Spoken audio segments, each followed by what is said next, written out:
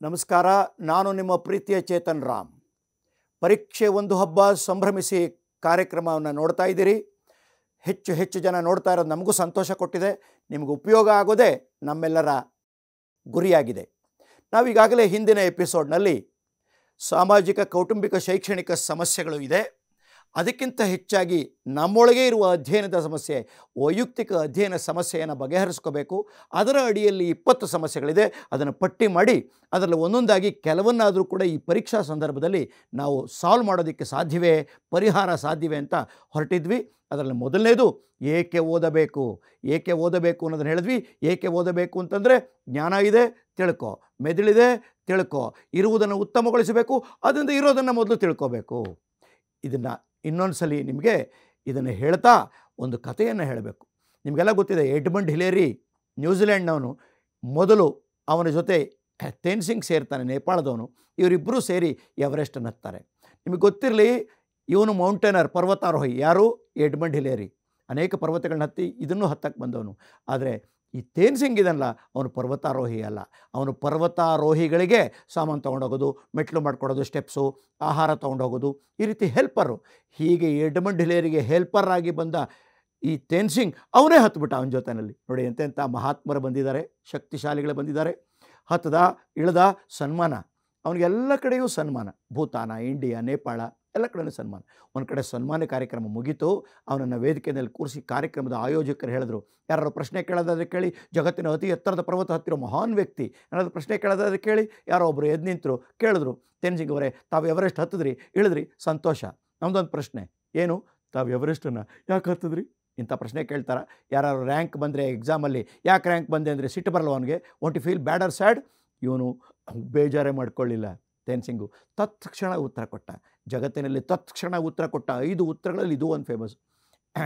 ಅವನು ಹೇಳ್ತಾನೆ, ಏನು ಕೇಳಿದ್ರಿ ನೀವೇನು ಕೇಳಿದ್ರಿ? ನಾನು ಎವರೆಸ್ಟನ್ನು ಯಾಕೆ ಹತ್ತೆ ಅಂತ ಕೇಳಿದ್ರ? I climb the Everest. ನಾನು ಎವರೆಸ್ಟನ್ನು ಹತ್ತಿದೆ, ಯಾಕೆಂದರೆ ಅದು ಎವರೆಸ್ಟು ಅಲ್ಲಿತ್ತು, ಅದಕ್ಕೆ ಹತ್ತಿದೆ ಅಂತ. ನೋಡಿ ಎಷ್ಟು ಚೆನ್ನಾಗಿದೆ ಅಲ್ವೇ? ಒಬ್ಬ ಓದಿಲ್ಲದೆ ಇರೋನು ಅಂಥದ್ದೊಂದು ಅದ್ಭುತವಾದ ವಾಕ್ಯವನ್ನು ಹೇಳ್ತಾನೆ. ನೀವು ಯಾಕೆ ಓದಬೇಕು? ಜ್ಞಾನ ಇದೆ, ಓದು. 100 ಯಾಕೆ ತೆಗಿಬೇಕು? 100 ಇದೆಯಲ್ಲ, ಓದು. 10ನೇ ಕ್ಲಾಸ್ ಯಾಕೆ ಮಾಡಬೇಕು? ಯಾಕೆಂದರೆ 9ನೇ ಕ್ಲಾಸ್ ಆದಮೇಲೆ 10ಕ್ಕೆ ಬಂದಿದೆಯಲ್ಲ, ಓದು. ಈ ಪಾಠ ಯಾಕೆ ಅರ್ಥ ಮಾಡ್ಕೋಬೇಕು?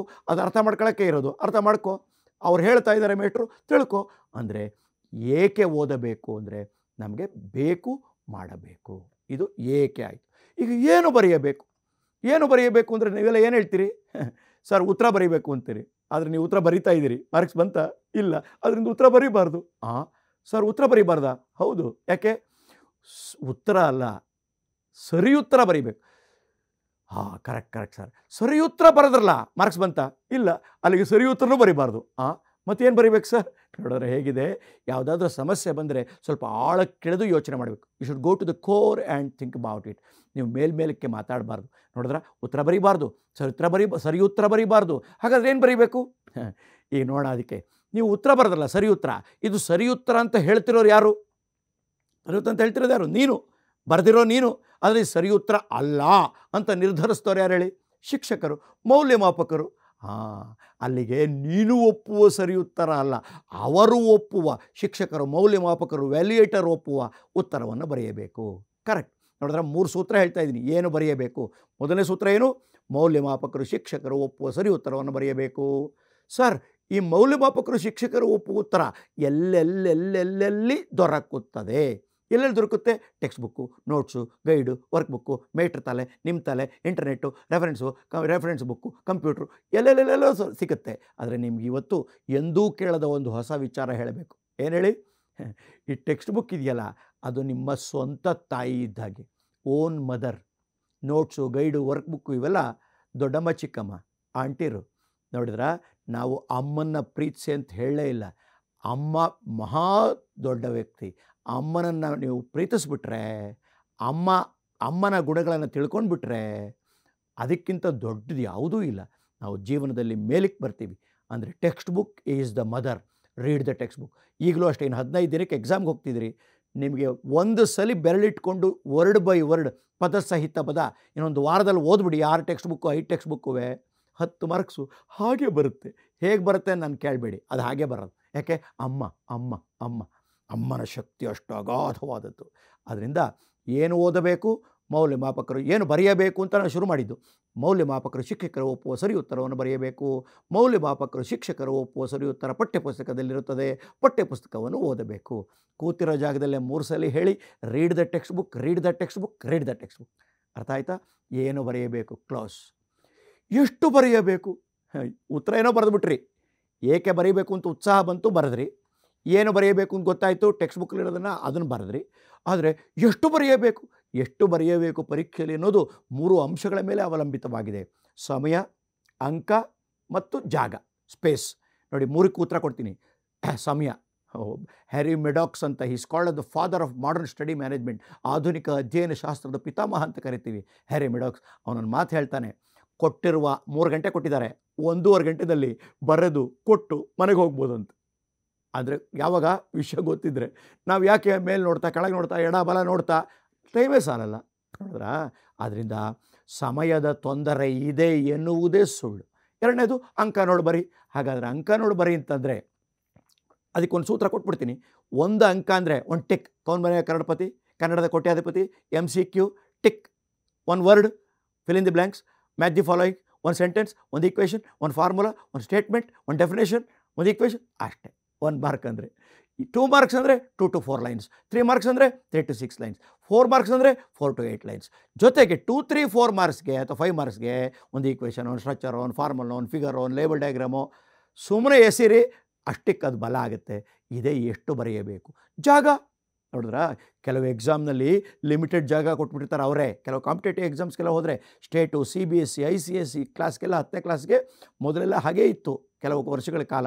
ಏನು 1 ಮಾರ್ಕ್ ಇಷ್ಟೇ ಜಾಗ, 2 ಮಾರ್ಕ್ಸ್ ಇಷ್ಟೇ ಜಾಗ, 3 ಮಾರ್ಕ್ಸ್ ಇಷ್ಟೇ ಜಾಗ, 4 ಮಾರ್ಕ್ಸ್, ಅವರೇ ಲಿಮಿಟ್ ಜಾಗ ಕೊಟ್ಬಿಡೋರು. ಈಗ ಹಾಗೇನಿಲ್ಲ. ಮುಂದೆ ಕೆಲವು ಸ್ವಲ್ಪ ಸ್ಪರ್ಧಾತ್ಮಕ ಪರೀಕ್ಷೆಗಳಿಗೆ ಹೋದರೆ ಹಾಗಿದೆ. ಜಾಗ ಲಿಮಿಟ್ ಇರಲಿ, ಅನ್ಲಿಮಿಟೆಡ್ ಇರಲಿ, ಈಗಿನ ಥರ ಅದೇನಾರು ಆಗಲಿ, ಸೂತ್ರ ಒಂದೇ. ಎಷ್ಟು ಬರೆಯಬೇಕು? ಜಾಗ, ಸ್ಪೇಸ್. ಇದಕ್ಕೆ ಒಂದೇ ಸೂತ್ರ. ಅಗತ್ಯವಾಗಿರುವುದನ್ನು ಬರೆಯಲೇಬೇಕು, ಅನಗತ್ಯವಾಗಿರುವುದನ್ನು ಬರೆಯಲೇಬಾರದು. ಸರ್ ಅಗತ್ಯ ಅನಗತ್ಯ ಅಂತ ಗೊತ್ತಾಗೋದು ಹೇಗೆ? ಏನೂ ಇಲ್ಲ. ಟೈಮ್ ನೋಡು, ಬರಿ. ಅಂಕ ನೋಡು, ಬರಿ. ಮೊದಲಿಂದ ಕಾಮನ್ ಸೆನ್ಸ್ ಉಪಯೋಗಿಸು, ಬರಿ. ಟೆಕ್ಸ್ಟ್ ಬುಕ್ ನೋಡು, ಬರಿ. ಮೊದಲಿಂದ ಮೇಟ್ರನ್ನ ಕೇಳ್ಕೊಂಡು ಹೀಗೆ ಅಭ್ಯಾಸ ಮಾಡ್ಕೋ, ಬರಿ. ಇದೆ ಜಾಗ ನೋಡು ಬರೆಯೋದು.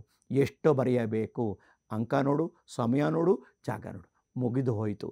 ನಾವು ಏನೇನು ಮುಗಿಸಿದ್ವಿ ಹೇಳಿ ನೋಡೋಣ. ಏಕೆ ಓದಬೇಕು, ಏನು ಬರೆಯಬೇಕು, ಎಷ್ಟು ಬರೆಯಬೇಕು, ಇದೆಲ್ಲವನ್ನು ಬಗ್ಸಿದ್ವಿ. ಕೊನೆಯದಾಗಿ ಉಳಿದಿರೋದು ಹೇಗೆ ಬರೆಯಬೇಕು. ಹೇಗೆ ಬರೀಬೇಕು ಅಂತಂದರೆ ಉತ್ತರ ಸರಿ ಬರದೆ ಏನು ಎಷ್ಟು ಬರೀಬೇಕು ಅಷ್ಟೇ ಬರದೆ, ಆದರೆ ಓದುವವರಿಗೆ, ಮೌಲ್ಯಮಾಪಕರಿಗೆ ಖುಷಿಯಾಗುವ ಹಾಗೆ ಬರೆಯಬೇಕು. ಹಾಗಾದರೆ ಖುಷಿ ಆಗಬೇಕಾದ್ರೆ ಏನು ಮಾಡಬೇಕು? Left margin, right margin, top margin, bottom margin, take care of the margins, main question number, sub question number should be correct, 4C ಅಂದೆ, 3D ಬರದೆ, ಹೀಗೆಲ್ಲ ಮಾಡಬಾರ್ದು. ಆಮೇಲೆ ಆ ಅಕ್ಷರದ ಮಧ್ಯೆ, ಪದದ ಮಧ್ಯೆ, ವಾಕ್ಯದ ಮಧ್ಯೆ, ಪ್ಯಾರದ ಮಧ್ಯೆ, ಉತ್ತರದ ಮಧ್ಯೆ ಜಾಗ ಕೊಡಬೇಕು. ಆಮೇಲೆ ಅಕ್ಷರವನ್ನು ಭಾಳ ಲೆಜಿಬಲ್ ಆಗಿರಬೇಕು. ಹ್ಯಾಂಡ್ ರೈಟಿಂಗ್ ಹೆಂಗಿರಬೇಕು ಹೇಳಿ? ಸುಂದರವಾಗಿರಬೇಕು ಅಲ್ಲ, ಗುಂಡಾಗಿರಬೇಕು ಅಲ್ಲ, ಲೆಜಿಬಲ್. ಈ ಪದ ಕೇಳಿರ್ಬೇಕು ನೀವು, LEGIBLE. ಇದರ ಆ್ಯಂಟನಿ ವಿರೋಧ ಪದ ಏನು ಹೇಳಿ? ಇಲ್ಲೆಜಿಬಲ್. ಲೆಜಿಬಲ್ ಅಂದರೆ ಹೇಳಿ, ನಾನು ಬರೀತೀನಿ, ನಿನಗೆ ಓದೋಕ್ಕಾಗುತ್ತೆ, ಇದು ಲೆಜಿಬಲ್. ಓದುವ ಹಾಗಿರ್ಬೇಕು. ರೀಡಬಲ್. ಓದೋಕ್ಕಾಗದೇ ಇದ್ದರೆ ಇಲ್ಲೆಜಿಬಲ್. ಸೊ ಅದರಿಂದ ಲೆಜಿಬಲ್ ಆಗಿರಬೇಕು. ಆಮೇಲೆ ಕೊನೆಯಲ್ಲಿ 2 ಲೈನ್ ಬರೆದ್ಬಿಟ್ಟು ಮುಂದಿನ ಪೇಜಲ್ಲಿ ಕಂಟಿನ್ಯೂ ಮಾಡೋದು. ಹಾಗೆ ಮಾಡಬಾರ್ದು. Start fresh in the fresh page. ಆಮೇಲೆ ಗ್ರಾಮಟಿಕಲ್ ಮಿಸ್ಟೇಕ್ ಇರಬಾರ್ದು, ಕಾಗುಣಿತದ ಮಿಸ್ಟೇಕ್ ಇರಬಾರ್ದು, ಸ್ಪೆಲ್ಲಿಂಗ್ ಮಿಸ್ಟೇಕ್ ಇರಬಾರ್ದು, ಟೆಕ್ನಿಕಲ್ ಮಿಸ್ಟೇಕ್ ಇರಬಾರ್ದು, ತಾಂತ್ರಿಕ ದೋಷವಿರಬಾರ್ದು, ಮತ್ತು ಯಾವುದೇ ಥರದ ಮಿಸ್ಟೇಕ್ಗಳಿಲ್ಲದೆ ನೀಟಾಗಿ ಕಾಟು ಇಲ್ಲದೆ ನೀಟಾಗಿ ಬರ್ಕೊಂಡು ಹೋಗಬೇಕು. ಇಂಪಾರ್ಟೆಂಟ್ ಐಟಮ್ಸ್ನ ಅಂಡರ್ಲೈನ್ ಮಾಡೋದು, ಇನ್ವಿಟೆಡ್ ಕಾಮದಲ್ಲಿ ಬರೆಯೋದು, ಹೀಗೆ ಎಲ್ಲ ಮಾಡಿದ್ರೆ ಇದೇ ಹೇಗೆ ಬರೆಯಬೇಕು. ನೋಡಿದ್ರಾ? ಏಕೆ ಓದಬೇಕು, ಏನು ಬರೆಯಬೇಕು, ಎಷ್ಟು ಬರೆಯಬೇಕು, ಹೇಗೆ ಬರೆಯಬೇಕು, ಎಲ್ಲವನ್ನು ಮುಗಿಸಲಾಗಿದೆ. ಈಗ ಮುಂದಿನ ಎಪಿಸೋಡ್ನಲ್ಲಿ ನಿಮಗೆ ಏಕಾಗ್ರತೆ ಮತ್ತು ನೆನಪಿನ ಶಕ್ತಿ. ತುಂಬ ಜನ ನೆನಪಿರಲ್ಲ ಅಂತ ಮುಂದಿನ ಎಪಿಸೋಡ್ ಅದನ್ನು ಮಾಡೋಣ. ಪರೀಕ್ಷೆ ಬಗ್ಗೆ ಮಾತಾಡ್ತಾ ಇದ್ದೀವಿ. ಪೂರ್ತಿ ಎಲ್ಲ ಎಪಿಸೋಡ್ಗಳನ್ನ ಕೇಳಿದ್ರೆ ಈ ಬಾರಿಯೇ ನಿಮ್ಮ ಇದುವರೆಗೆ ಬಂದಿರೋ ಅಂಕಕ್ಕಿಂತ 10, 20, 30, 40 ಮಾರ್ಕ್ಸು ಜಾಸ್ತಿ ಆಗುತ್ತೆ. ಕೇಳ್ತಾ ಇದ್ದೀರಿ ಅಂತ ಅಂದ್ಕೊಂಡಿದ್ದೀನಿ. ನಿಮಗೆಲ್ಲ ಸಂತೋಷ ಆಗ್ತಾ ಇದೆ, ಹೊಸ ಉತ್ಸಾಹ ಬರ್ತಾ ಇದೆ ಪರೀಕ್ಷೆ ಬಗ್ಗೆ ಅಂದ್ಕೊಂಡಿದ್ದೀವಿ. ಪರೀಕ್ಷೆನ ನಗನಗ್ತಾ ಎದುರಿಸೋದ್ರ ಬಗ್ಗೆನೂ ಅನೇಕ ವಿಷಯಗಳನ್ನ ಕೊಡ್ತೀನಿ. ಮುಂದಿನ ದಿನಗಳಲ್ಲಿ ಕೇಳೋಣ ಅಂತ ಹೇಳ್ತಾ, ಪರೀಕ್ಷೆ ಒಂದು ಹಬ್ಬ, ಸಂಭ್ರಮಿಸಿ ಕಾರ್ಯಕ್ರಮ. ನಾನು ನಿಮ್ಮ ಪ್ರೀತಿಯ ಚೇತನ್ ರಾಮ್. ನಮಸ್ಕಾರ. ನ್ಯೂಸ್ ಫಸ್ಟ್, ನಿರ್ಭೀತಿಯಿಂದ ನಿಮ್ಮ ಪರವಾಗಿ.